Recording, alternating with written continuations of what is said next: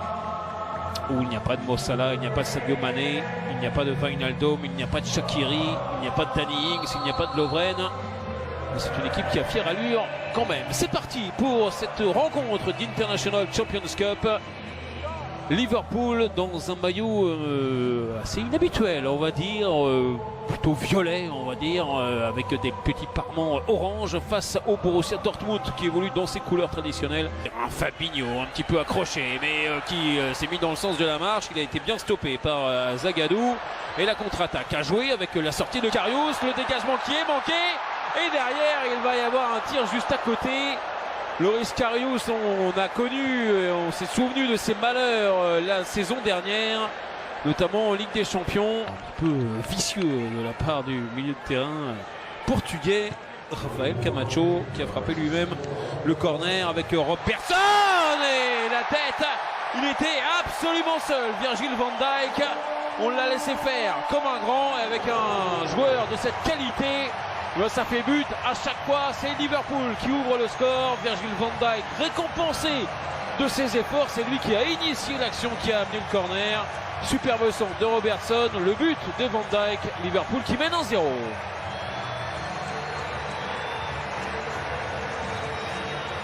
Avec Ojo qui attend ses partenaires. Il n'y en a pas beaucoup. Ils arrivent peut-être maintenant. Ojo, le petit centre. C'était au deuxième poteau.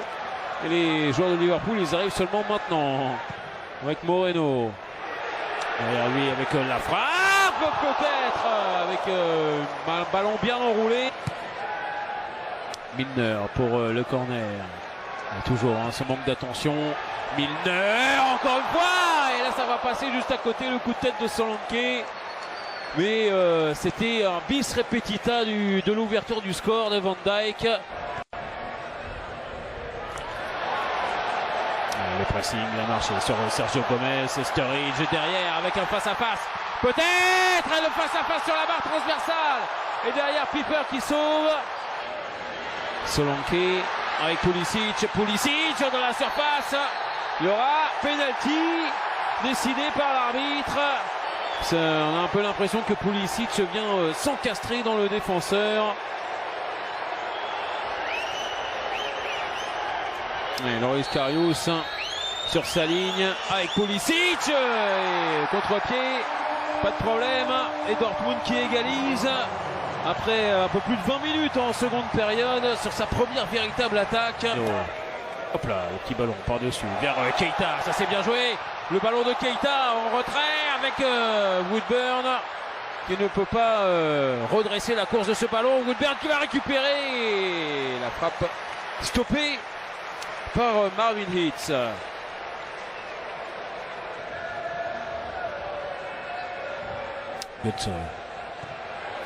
C'est bien joué. Le jeu à 3 avec Schmelzer sur le côté gauche.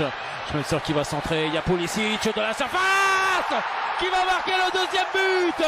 Le doublé de l'Américain sur une contre-attaque éclaire, un modèle vraiment de contre-attaque. Et Pulisic à 1 minute 30 de la fin du temps réglementaire qui donne pour la première fois l'avantage au Borussia Dortmund. 2-1.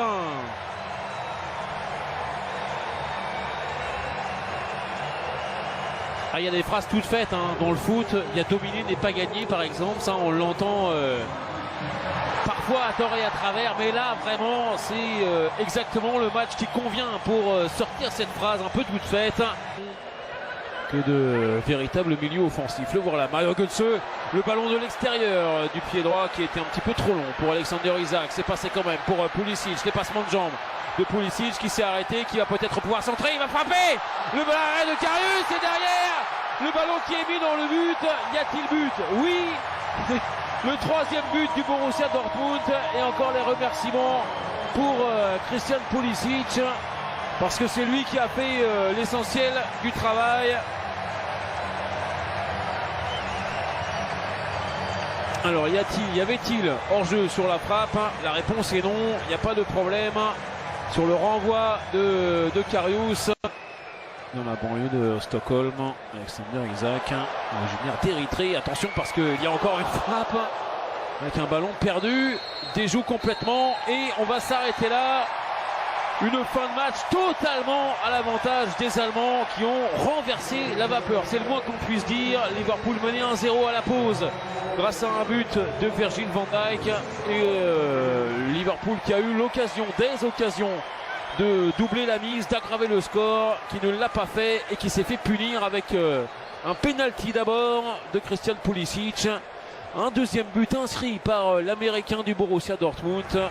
Et puis le troisième but dans le temps additionnel signé Jakob Brun Larsen sur une frappe de Pulisic, détournée, repoussée par Loris Karius, le gardien de Liverpool. Deuxième victoire en 2 matchs pour le Borussia de Lucien Favre.